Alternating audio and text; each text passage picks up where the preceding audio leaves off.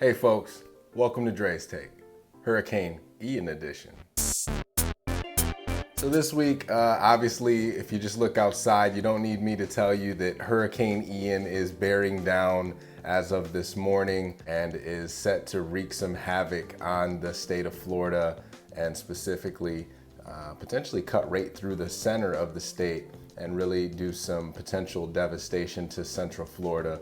I really hope that's not the case. I hope that the storm dissipates a little as it reaches land and everybody is safe and sound and suffer minimal or no losses, ideally.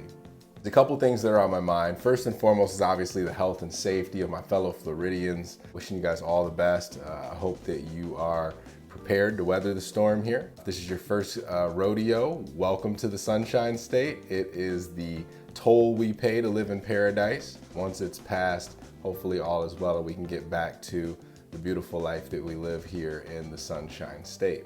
Something that did come to mind is what happens with the insurance companies after a major storm like this? This is on the heels of just this week, FedNat Insurance was the 6th insurer in the state to go insolvent, canceling 56,000 policies and transferring another 83,000 policies to another carrier just back in June. If you've been here for the last 2 years, then if you're a homeowner, you've witnessed your property insurance rates skyrocket over the last couple years. Some folks have seen 30 or 40 or 50% increases. If you're as unlucky as I've been, I've seen a 300% increase at my last renewal and ended up switching carriers. Did a little shopping and found myself a carrier that ended up only being about 15% more, and I was relieved with that, all things considered, knowing that I'd seen so many policies in the past year or two with some of my deals that were just crazy amounts. A lot of people don't think about it, but the insurance premium is calculated into the debt to income ratio of a borrower.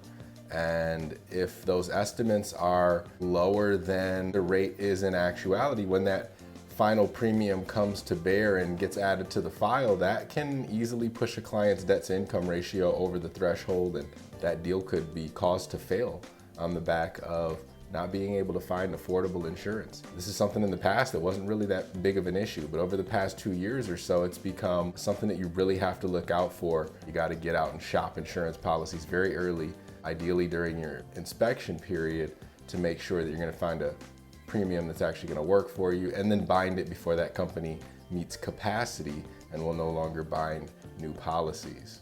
And so we've had this ongoing crisis with insurers leaving the state for the past handful of years, and that's what's been causing the increase in rates. They've been leaving the state as they have been unable to bear the burden of damage claims from subsequent storms, and here we are again.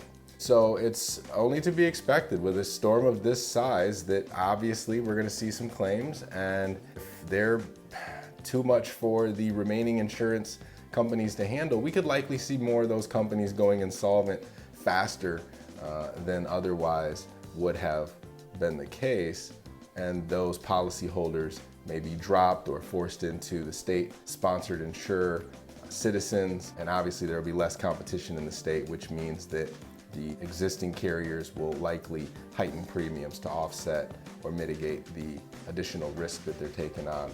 And so that's just something that's on my mind this morning, guys. Moving forward, how is this storm going to affect the already dismal insurance market here in the state, and how those increased premiums are going to affect homeowners and new purchases moving forward.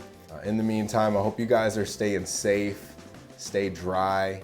I'm looking forward to this thing passing, hopefully with minimal damage to our state and no damage to life, hopefully. Stay safe out there, y'all. Let's touch base again next week. Thanks, y'all. Take care.